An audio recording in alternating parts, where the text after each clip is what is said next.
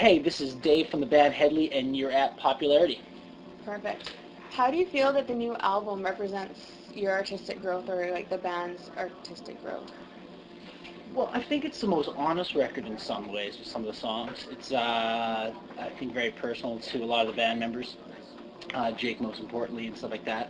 But I don't think, but then on the other hand, too, there's songs that were, like, we really got to experiment and had fun with, like, the electronic side of it. Jake's the big hip-hop fan of the band and stuff like that, and I'm a huge fan of, like, guys like The Edge and, Minus the Bear and, instrumental bands, too, so Texture and, delay tricks, and so I think we try to really bridge the gap between those kind of really personal moments on the record and, like, those really kind of honest, and then the kind of over the top, kind of have fun, kind of party, kind of vibe, and kind of throw everything at it. What would you say is the biggest change in your sound that you've seen in the last couple of years?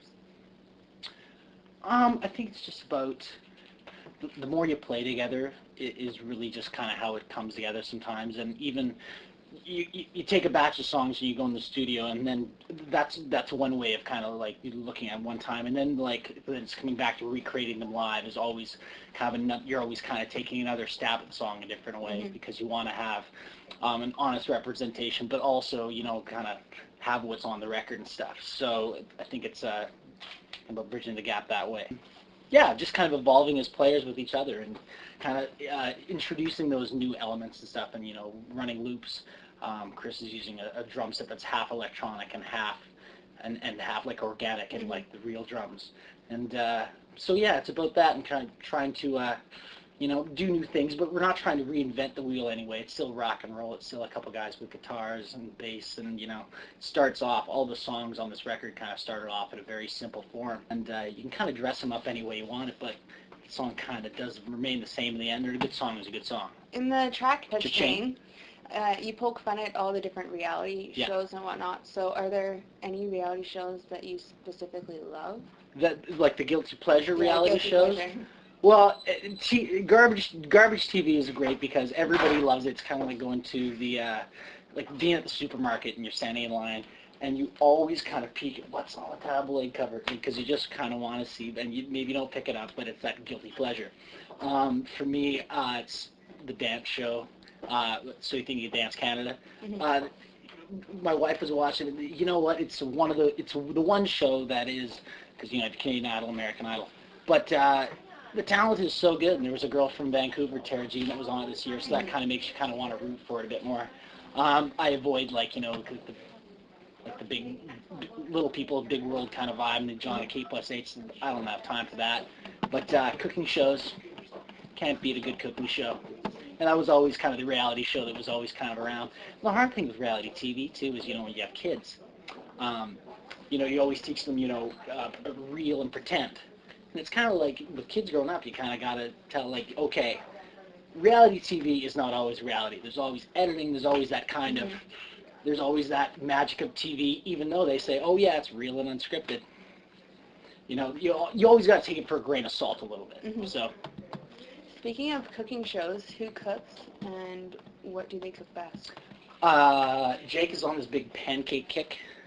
When we were we recorded the record in a couple different parts, and we were in down in California for part of it with John Feldman, who's produced The U's and he's worked with Hilary Duff, and he's got a house in Beverly Hills, and he had these things called batter blasters, and it's pancake in like the spray can. Have you guys seen these?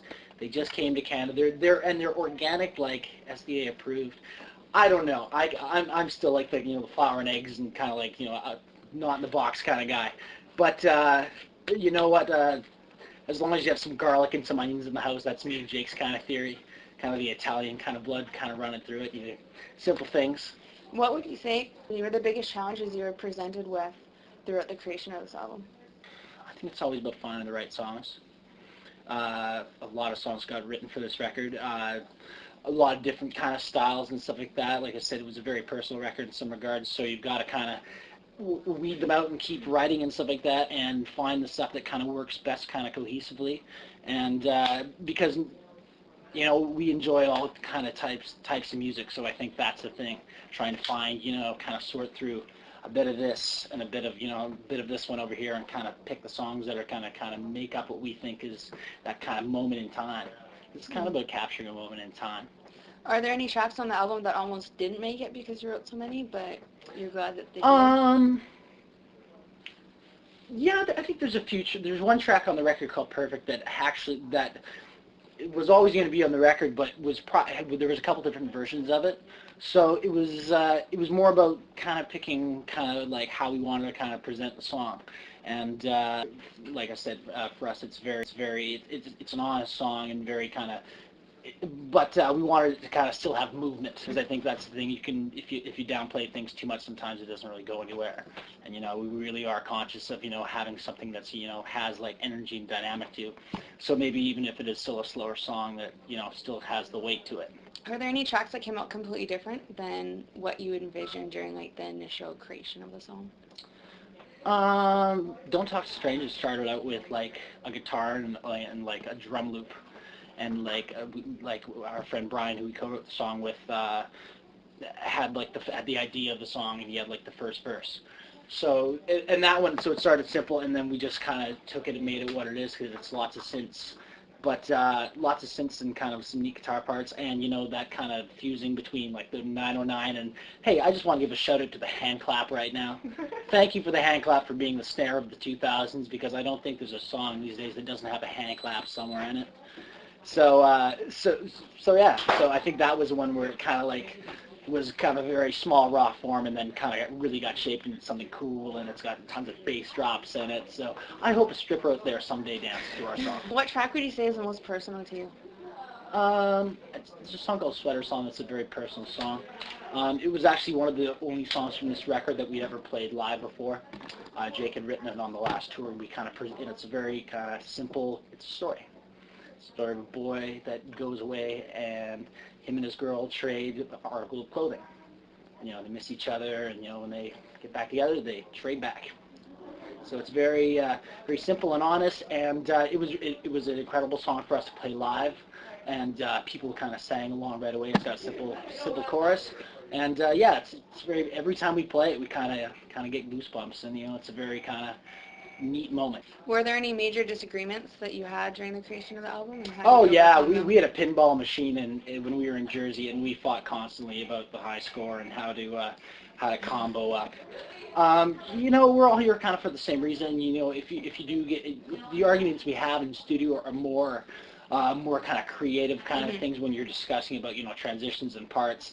But do we sit and if Jake brings in a song and we're kind of listening to it and stuff like that, and do we feel no, I fucking hate this one, dude, no way, man. I don't know like garbage, I'm out of here. And Jake at any point didn't be like, David, you're looking me in the eye, and my coffee is no, we all have always been all about. We all love playing music, and that's kind of why we play. Because we all enjoy, and we feel so lucky to be able to kind of to do what we do. And I wake up in the morning, and this is my job coming. It's a very narcissistic job, because it's like, oh, let's go talk about us for the day. But yeah, it's a really cool thing playing music, and like getting in a bus or a van and with a bunch of guys and going and putting on. It's like a traveling circus. I remember playing. We got to get a taste of playing a couple stadiums last album cycle last fall, and we did like Kelowna and Kamloops we rolled into. And I remember just being in Kamloops and watching kids pour in, and we big stage set up, and and it's like, it was fun. And when I was growing up, there wasn't that many all ages shows in Prince George. So for us, I think that's a big thing, is being able to bring back that all ages thing, like shows in Canada. Now you have Marianas Trench is touring lots, tons of other bands, like even like local groups. I think, like I said, the Whale are doing like all ages stuff, and I think it's very important. What would you consider, with all the success and whatnot that you've had, to be your biggest career highlight so far? Making it all the way across Canada and back, and not being broke. Having the first time making it across when the van doesn't break down on the way home. The first time making it home from actually going out and being in a band and going all the way across and all the way back and being like, okay, we're going to be able to do this again. All right, because that's kind of why, that's why you make records and stuff, just so you can keep doing it. And the best part about putting out another record is so you can go play it for people, and you can kind of show them these things you've been slaving over for the last year, and then it takes a whole life.